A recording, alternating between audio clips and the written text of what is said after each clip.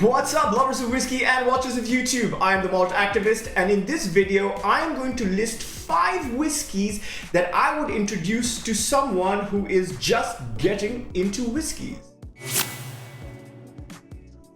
Before we begin, a big shout out to my first time viewers. Thank you for clicking through to that thumbnail. If whiskey is your thing, then this channel is your jam. Please consider liking, sharing, subscribing, none of the above, all of the above. I'm just glad that you're here. And to my returning viewers, like I always say, thank you for keeping your standards so damn low. You guys are the wind beneath my wings. Also, shout out to Metallica, rest in peace Cliff Burton, the greatest metal bassist that ever lived. Gone too soon, but not forgotten. Getting introduced to whiskey is a big thing, especially if it comes from, I want to say connoisseur like myself. Am I a connoisseur? At the very least, I'm at least an enthusiast. And I get asked a lot by a lot of young people these days, a lot of young kids coming up to me and saying, hey man, we found out you're into whiskey. We'd really like to get into whiskey. So what are your tips and tricks and suggestions?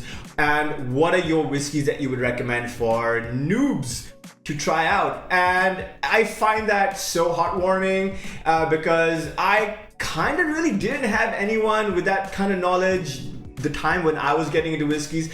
So I remember drinking a lot of really bad stuff and then thinking, Jesus Christ, how do people drink this absolute shit?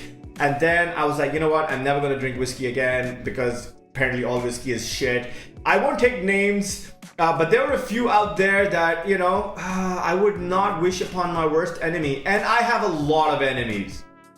Anyway, that's not the point.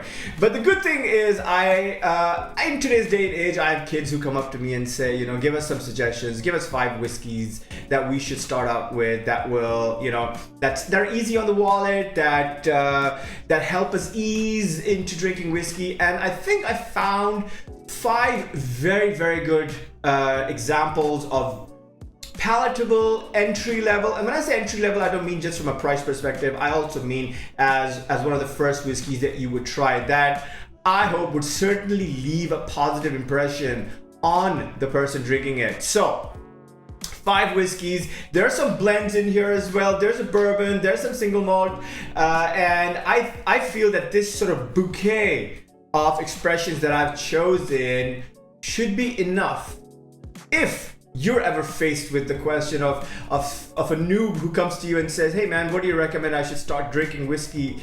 What kind of whiskeys I should start drinking? Then this would be the perfect, in my opinion, the perfect sort of benchmark for newbie whiskey drinkers to try and get their hands on, because this won't put them off, this won't jolt them. You know, there's no cask strength whiskeys in here, there's no peated whiskeys in here. I know those flavor profiles and those strengths are a little tough to overcome if you're a complete noob.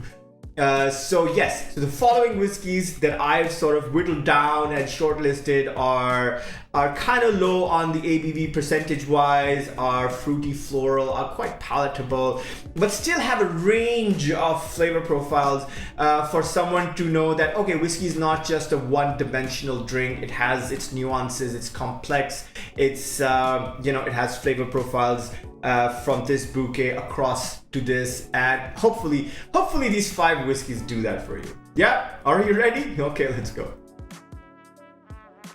The very first whiskey that I have on this list is an absolute no-brainer if you're going to try and convince someone to start drinking whiskey, especially if they're scared of drinking whiskey. I think this is the friendliest whiskey on my list, and it's probably the cheapest one as well. And I'm talking about the ultra popular, enormously successful Irish blended whiskey called Jameson. Yes, I'm sure it's no surprise to you. Jameson is one of those such palatable, approachable, positive experience leaving whiskeys that you can find out there. So let's put it up on the screen and I'll tell you a little bit about it. So the Jameson, of course, it's an Irish whiskey, hence the E. It's a blended whiskey from Ireland. It's been matured in a combination of both bourbon and sherry casks. It has these wonderful flavor profiles of vanilla, green apple, toasted grain, and this really approachable soft spice. And why does it work? I think I think it's a crowd pleaser, and it's for a reason, right? It's light, it's crisp, and of course that makes it really, really approachable. And this blend of grain and malt, it creates this zero bitterness, and it has a fairly short finish, making it extremely sippable, even for first timers, right? Even if you're having it neat. But on top of that, it's really versatile. I think it works well straight, it works well over ice, and I think it does really well in a cocktail as well. And so for that reason, I think the Jameson is probably my number one pick to introduce someone to whiskey. Because of those reasons, it is just so drinkable. I mean, I could quaff down an entire bottle of Jameson, not feel a thing the next day, and that speaks volumes, right? Because sometimes, even as an experienced whiskey drinker, I'll be like, you know what, I just want to kick back, relax. I don't want to think too much about what I'm gonna experience or feel or say or do. I just want to drink, man. And hey, man, I don't mind dunking it in a glass full of ice, or having it straight, or making I don't know, making a whiskey sour out of it. Not an old fashioned. I don't think the Jameson is good for an old fashioned, but I think the Jameson is really good for a whiskey sour, if you ask me. So yeah, and so cheap. I think anywhere between 25 and 30 pounds is the average price for a full bottle of Jameson, which is insane value for money. So if you're a young kid out there who's starting out trying to drink whiskey, don't have to look too far, don't have to spend too much. The Jameson is a great entry point for you. This is my recommendation. Can't go wrong with the Jameson. Absolutely not. The second whiskey on my list is a single malt from Lowland. Yes, it's the Glenkinchie 12. Now, I remember drinking the Glenkinchie 12 back very, very early on in my career as a whiskey drinker, and I remember thinking, wow, this is so interesting in the sense that while it's approachable, it's also complex. You know, it has a really, really strong flavor profile without it being overbearing or overpowering on your senses. And just for that reason, I've included it on the list.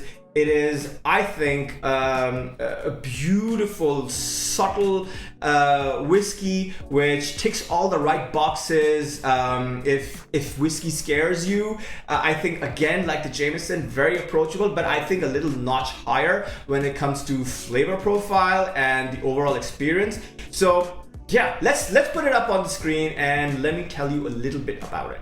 So the Glenkinchie 12 is from the Lowland regions in Scotland. It's bottled at 43% ABV, and it's mainly a mix of American oak or ex-bourbon casks. Its flavor profiles very lemon peel, light honey, fresh grass. I even get some biscuit in there as well. And why does it work?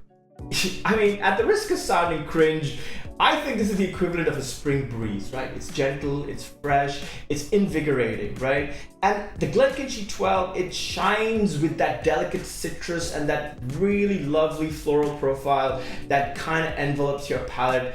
It doesn't punch, it whispers, you know? It's perfect for someone who's afraid of the burn. And this is what I feel, that this dram teaches new drinkers that whiskey can be elegant and subtle. And I think that's the feeling that I want people to get when they're experiencing the Glenkinchie 12. Like a calm walk through the countryside.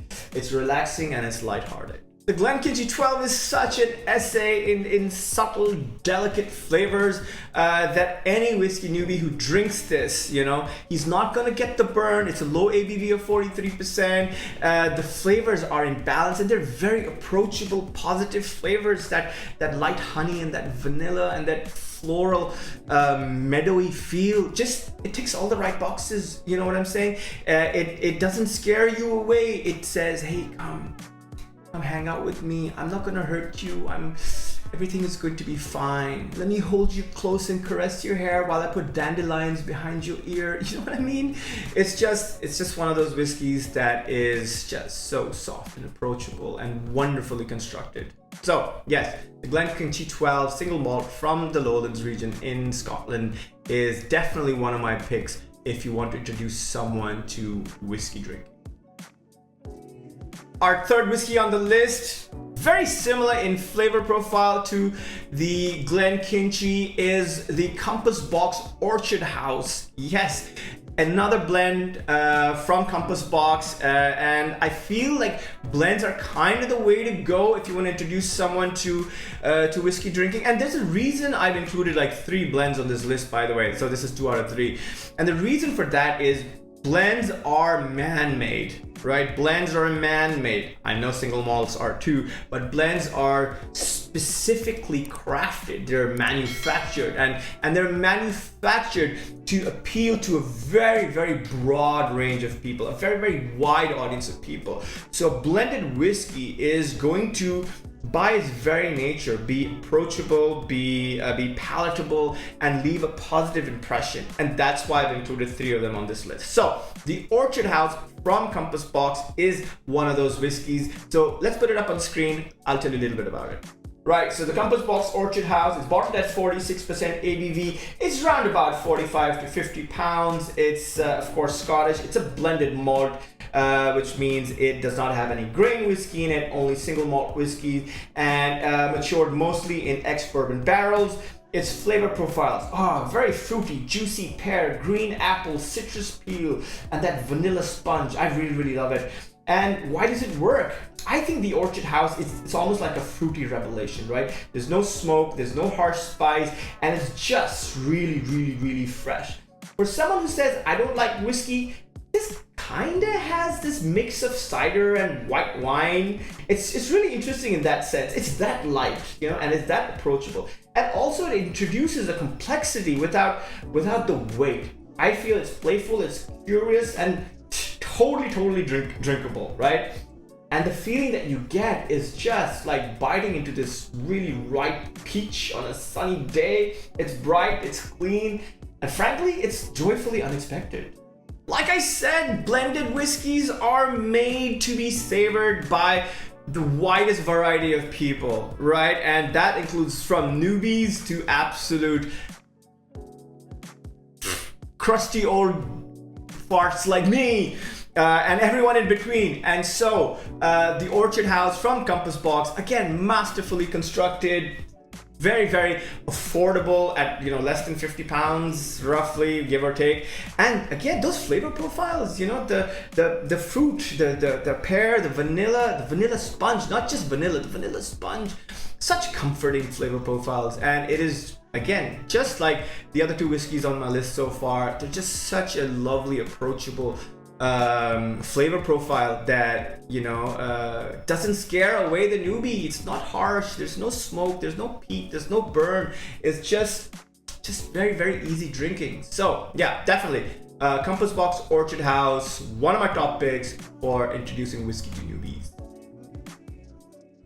Our 4th whiskey on the list is yet another blended whiskey, and if you've been following my channel, you know exactly which whiskey I'm going to be talking about now, because I wax lyrical about this whiskey all the time. I think it is one of the best blended whiskeys that is made at such a massive scale that is so above average, it's not even funny. I'm of course talking about the Chivas Regal 18-year-old. Oh my word, that is an essay in just pure craftsmanship, in my opinion. There's no better blended whiskey than the Chivas 18, if you ask me, frankly. The Chivas 12, very good. The 15, 13, also very nice. But the 18 is where I stamp my absolute conviction that Pernod Ricard, if they don't do anything else ever in the history of the world, the Chivas 18 will be their lasting legacy, if you ask me. So an absolute gem of a whiskey, just wonderfully constructed. And again, for the newbie, it is, I think, probably one of the better ones out there.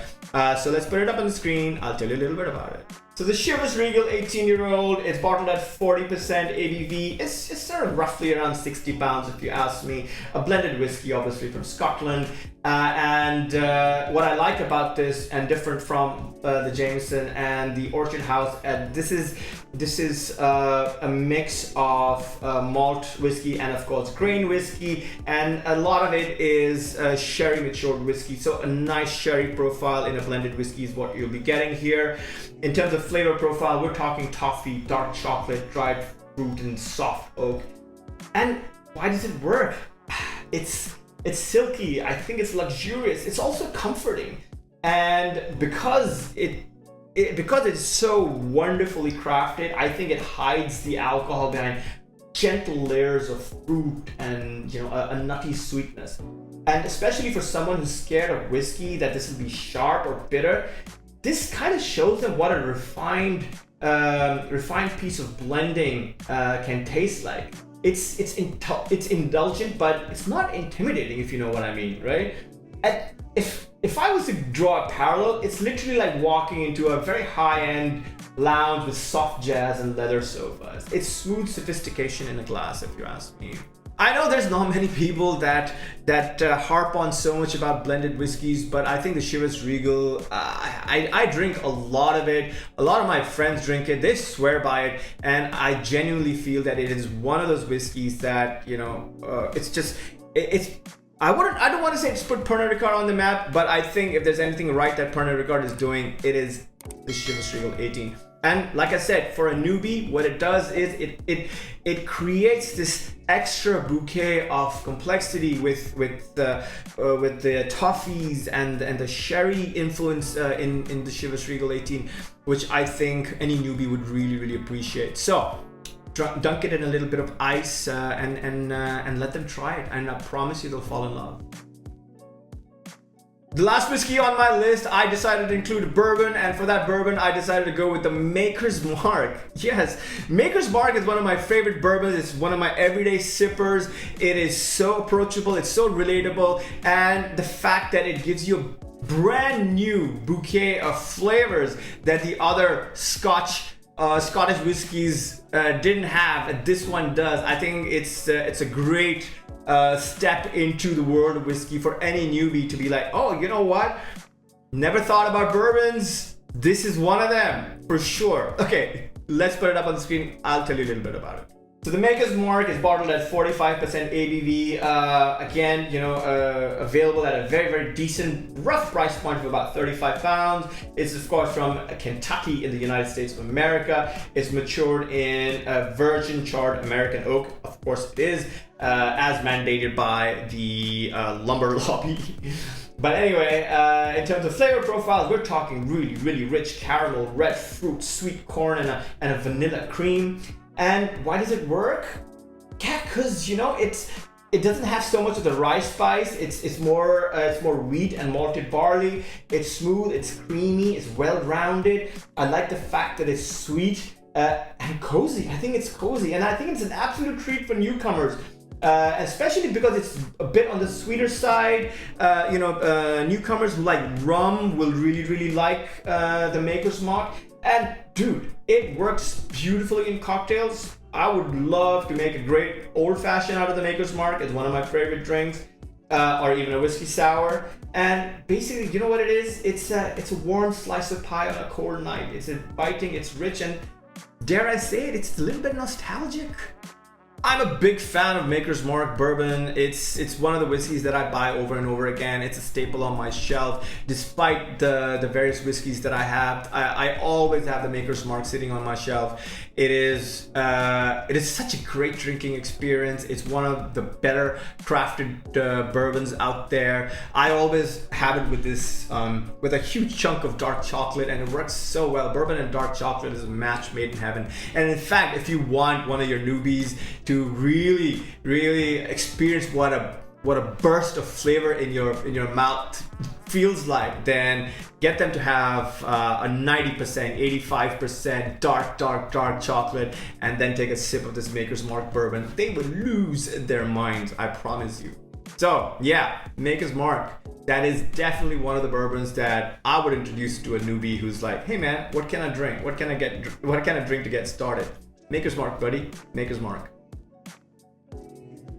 So there you have it, man. So these aren't just whiskeys. I think they're conversation starters, right? And especially if you're the mentor and the mentee is sitting there, I think if you pull out these 5 whiskeys and said, okay, you know what, I'm going to take you through a little journey, this very safe, cozy, warm journey of whiskey drinking, starting from the Jameson, ending up with the Maker's Mark, and a few trusted compadres in the middle. I think this would make for a wonderful first time drinking experience for newcomers. And even if they don't like all the whiskeys, they'll at least like a couple of them, which will sort of intrigue them, which will pique their interest and their curiosity and say, you know what, maybe there's some other stuff out there that's not scary. And then finally, when they're hooked, bam, Octomore.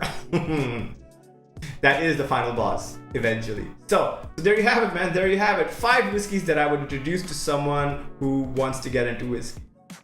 So thank you for joining me for this video. I hope you like the content. If you do, consider giving it a thumbs up and a share, or if you're not subscribed, bro, subscribe. What are you doing? All right. Okay. As usual, I've rambled on for too much. Shout out Metallica and Cliff Burton. And until next time, I'm the Malt Activist. Peace.